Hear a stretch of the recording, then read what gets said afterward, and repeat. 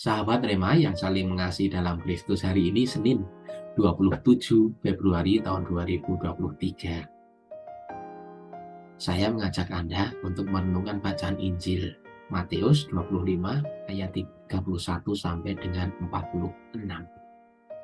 Sahabat Rema yang saling mengasihi dalam Kristus, saya yakin Anda pernah mendengar istilah ghosting.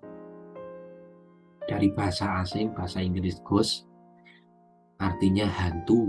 Menurut istilah atau terminologi dalam istilah ini, hantu mempunyai kemampuan untuk hadir dan menghilang secara tiba-tiba.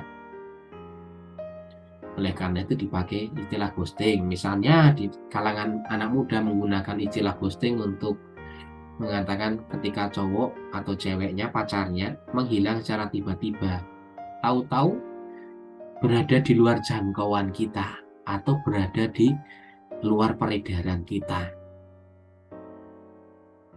WA tidak aktif, telepon juga tidak aktif, sosial media juga dinonaktifkan, tanya keluarga tidak ada yang tahu, teman juga tidak ada yang tahu.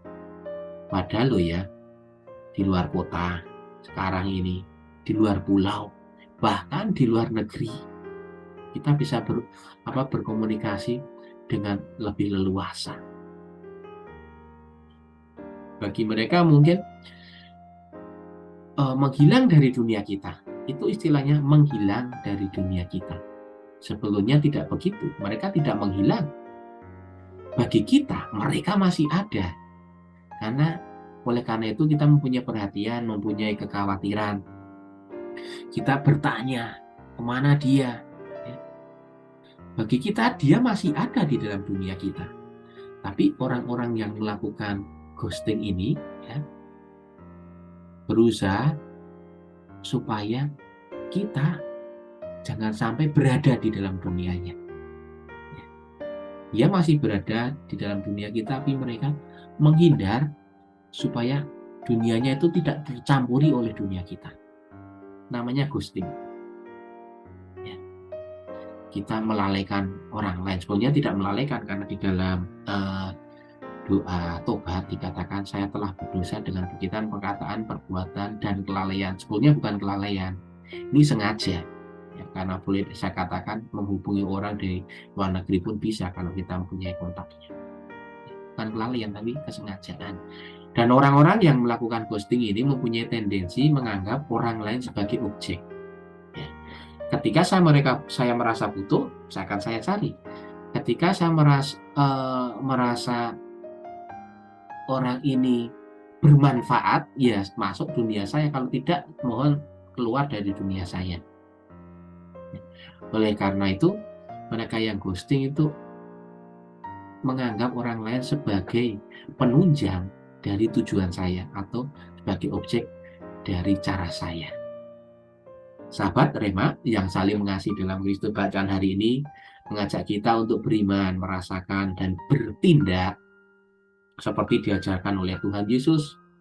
Ketika aku lapar, kamu memberi aku makan. Ketika aku haus, kamu memberi aku minum. Ya, ketika aku telanjang, kamu memberi aku pakaian. Ketika aku adalah orang asing, kamu memberi aku tumpangan. Ketika aku sakit, kamu merawat aku.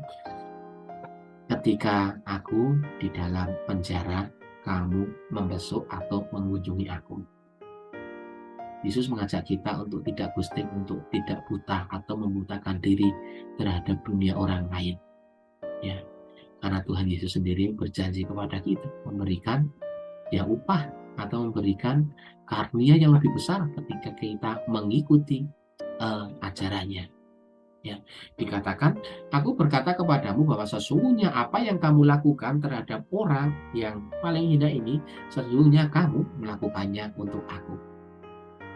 Kita mohon kepada Tuhan supaya kita mempunyai kemampuan untuk merasakan, mendengar, melihat, dan terlibat di dalam kehidupan orang-orang yang membutuhkan kita. Rahmat Tuhan membantu kita untuk merenungkan dan juga bertindak.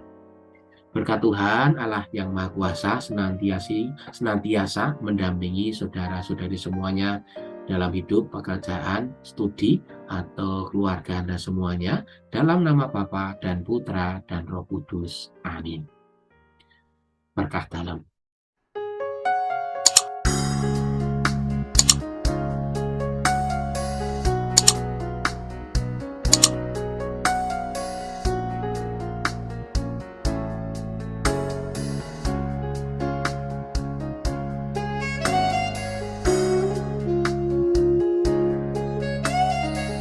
Sahabat Rema, sampai jumpa dalam program berikutnya.